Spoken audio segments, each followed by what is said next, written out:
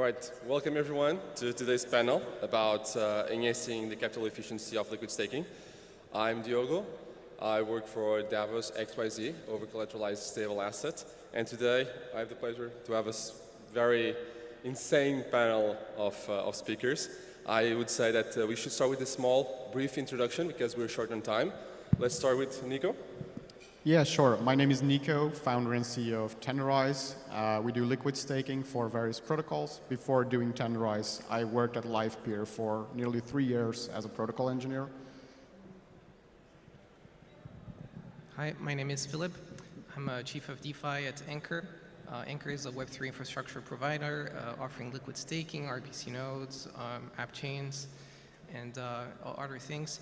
My background is actually more on finance, so I used to be a wealth manager for 8 years, mostly in Swiss banks before going full-time into DeFi and working at Anchor. Does this work? It's off. Hey, can you hear me?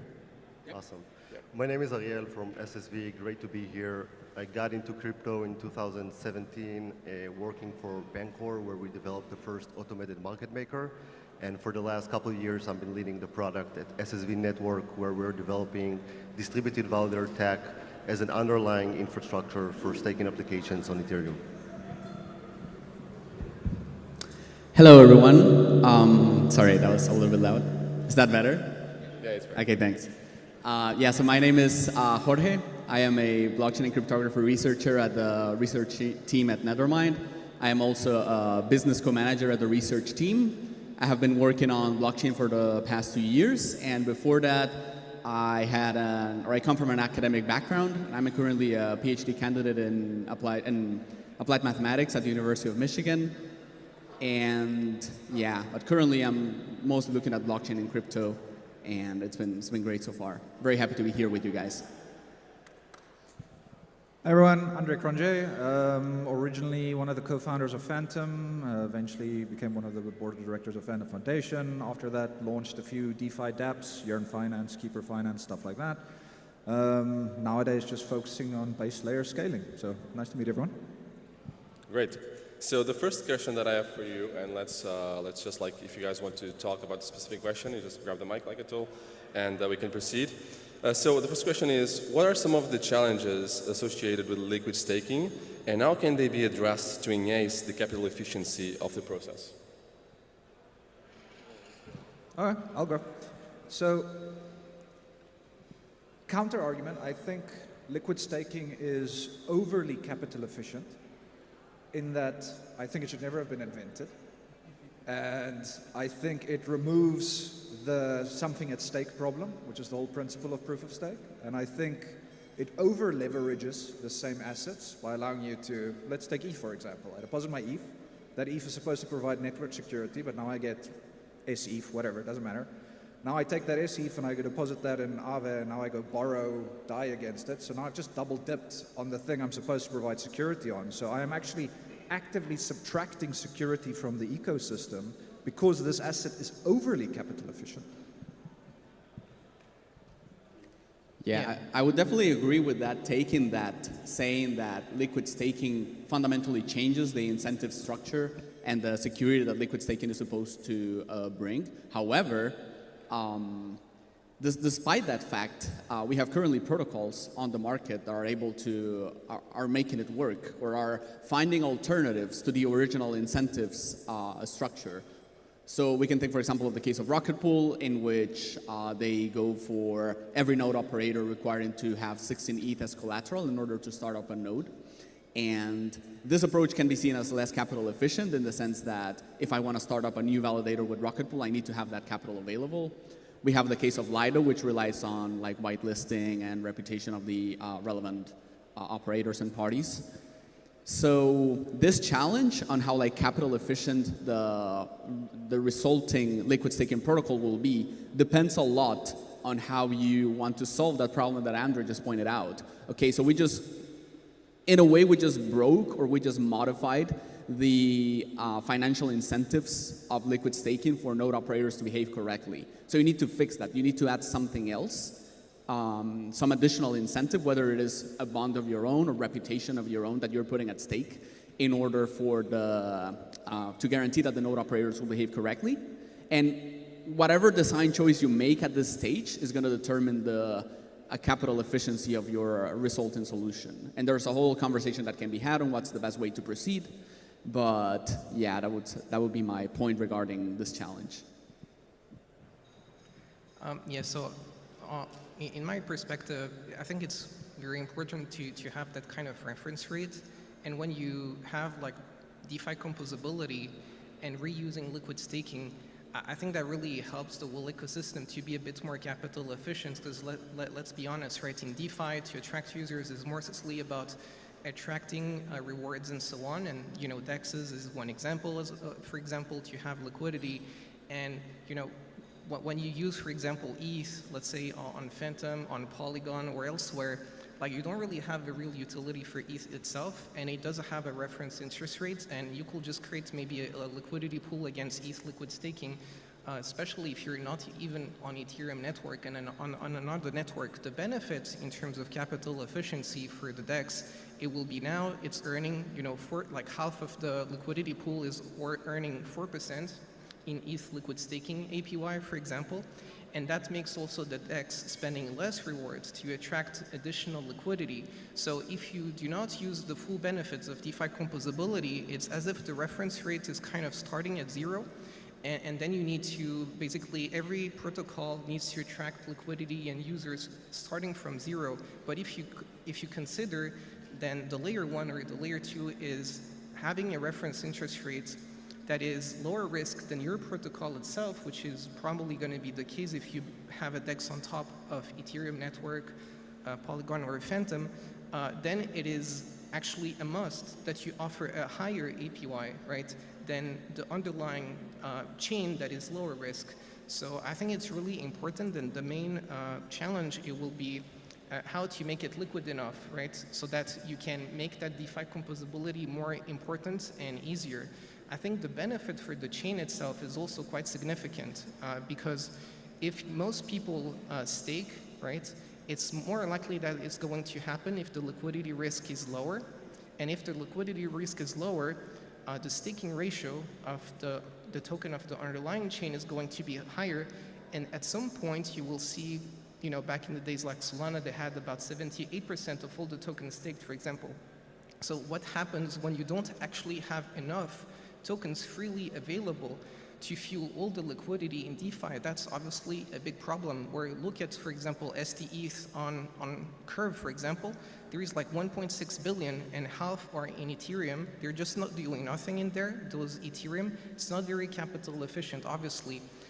So yeah, I think it's really, to summarize, really important for the ecosystem because of that reference rate analogy.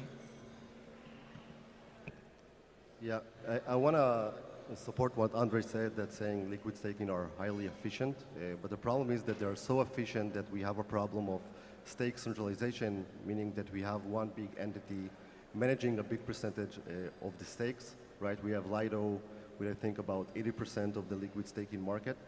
And this is problematic because they also have a very centralized infrastructure, right? Lido has a few dozens of operators managing all of the stakes. So I think in order for us to mitigate these problems is to adopt more things that can help distribute that stake and reduce the risks in centralized operations, as things like DVT that we're developing in SSV, which can really help to have more operator participation in the networks, meaning we'll have Ethereum security in way more hands and having it more decentralized for all of us. I think there's been some interesting viewpoints here. I think liquid staking doesn't necessarily subtract from the decentralization. I think it could add to it if it's done in the right way. When we talk about capital efficiency in staking or liquid staking, it's kind of twofold. One is that if you are a validator business today, a lot of your cash flows are actually not liquid. So it's very hard to scale up a validator business and build a more secure network together with better validators. The other part, if you look at the liquid staking landscape today, is as mentioned, Lido controls a big part of that market share. It's like, I don't know, 35 validators for 30% of all stake deeds, something like that, which is obviously not a good thing. And if we look at the other solutions that are available, there are slight differences in the approach, but in essence, they are all picking like a small subset of validators that are available on the network. They're essentially all just yield aggregators, and the landscape of liquidity, but also who you stake to, is highly fragmented. What we are missing for liquid staking at the moment is a base layer underneath that, liquid staking natively to these protocols, but that's kind of hard to build if your protocol is already live. So what our approach is at Tenderize is we are trying to create that base layer underneath, a liquid staked vault and token separate per validator, where you don't share or socialize rewards and losses. That's kind of our viewpoint, and that could lead to a more consolidated liquid staking space, more options available, all with one protocol that is decentralized at the full core and is fully neutral and doesn't make decisions on, hey, we should stake to these 30 validators and leave the other 1,000 out of the boat. I think we should create a level playing field for everyone, and that's where we should start to increase capital efficiency. Okay, great. Moving on to the next question. So how do staking providers ensure that they are providing an efficient and cost-effective service for liquid staking? And what kind of strategies can they use to improve their offerings? Yeah, I can take that one. So I think what is happening right now for liquid staking providers is to attract users and basically stakers. They obviously dilute very heavily the token of the liquid staking protocol, so the governance token. And currently it's kind of the easiest way to attract users. If you want to be more capital efficient about it, you obviously need to think about the use cases, right? So you can obviously try to list your liquid staking token on a lending platform like Aave. You can obviously, you need to have the DEX liquidity pools for sure, because the main advantage is to offer liquidity immediately, right? When compared to unstaking, which typically takes a few days, and it will also take a few days after the Shanghai upgrade for Ethereum. I think that part is really important. You can also use it in other protocols that are a little bit more for advanced DeFi users that want to trade on yields, like Pendle Finance, for example. So I think that's really important, is really to have a collaborative approach. If you're kind of a growth marketing manager for liquid staking protocol, is really work with other DeFi protocols, have other use cases on top, helping the other platforms to be more capital efficient, because if they can create a liquidity pool for their own token, let's say SushiSwap. Imagine Sushi does a liquidity pool with like STETH. Well, obviously, they will benefit now from the ETH liquid staking rewards, and why doing it with Sushi ETH liquidity pool when you can do Sushi STETH, for example. So that will make them also spend less rewards for their own liquidity pools.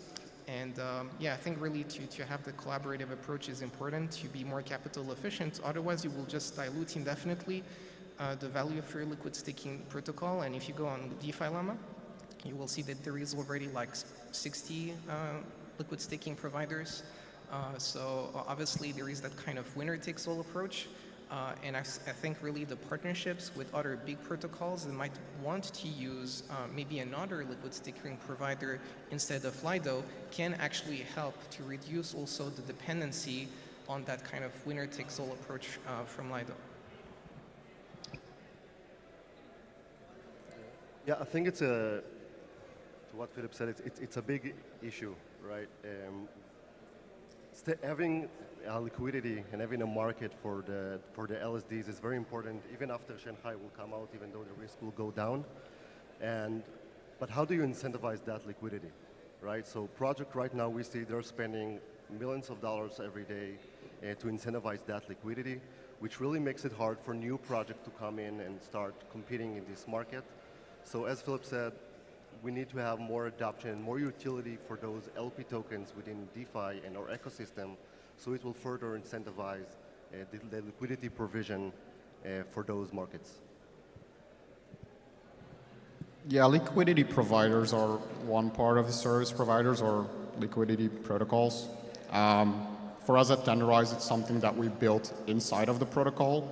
So for us, when we look at service providers, it's more the validators that are backing liquid staking protocols. If you look at it today for them, for the validators, it's a funnel to attract more stake, but what you don't see is validators putting their own money into liquid staking protocols, because in many of these, let's take Lido as an example, if you as a validator want to put your own money in, it gets split with the other validators in the pool, and you lose any competitive advantage that you have. So for us, for service providers to become a bigger part of liquid staking is for them to be also included in becoming users of it, and not just acting as a service provider and a funnel for them to attract more stake. We want, for example, for validators to also be able to enjoy the benefits of liquid staking, like collateralization or, I don't know, other structured products like maybe delta neutral staking. All right, moving on to the last question, because we were a bit short on time. And this is actually quite a popular question that has been going around a lot. So how does the availability of liquid staking impact the potential price movement of Ethereum in the light of the upcoming Shanghai update? And how might this affect the incentives for staking? Yep. So I think it's incredibly important to understand that liquid staking was created originally to provide liquidity to staked ETH, because that was not redeemable. You could not unstake Ethereum, right? So obviously it's a very important event, the Shanghai upgrade, because you will be able to unstake Ethereum. So that also changes a lot, the benefits of liquid staking. And actually that's why Anchor, moved into other liquid staking or other chains quite early. Why? Because we understood that it was much more capital efficient if you have a liquid staking that is redeemable, meaning that the circulating supply of that liquid staking token is elastic, right? So that's a much more efficient price stability mechanism than just incentivizing indefinitely liquidity pools for a liquid staking token that is not redeemable. So obviously, Lido did a great job for that.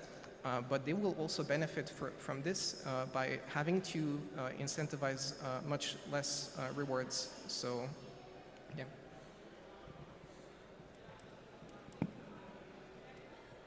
Yeah, I won't talk about the ETH price, but what the Shanghai upgrade is very important for is being able to rebalance the liquidity pools. So what happened like a couple months ago was that staked ETH was trading at a fairly big discount compared to ETH. Well, if you can't unstake and redeem that ETH, you can't add it back into the liquidity pool and rebalance that. So the Shanghai upgrade is actually very important for creating a healthier and more efficient market for liquid staking on ETH.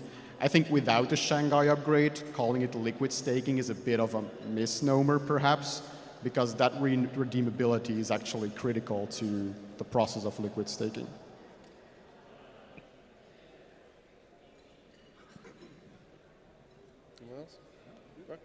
Right. So I think we're set and done. We're just right on time. Hope you guys enjoyed the talk, and thank you guys so much.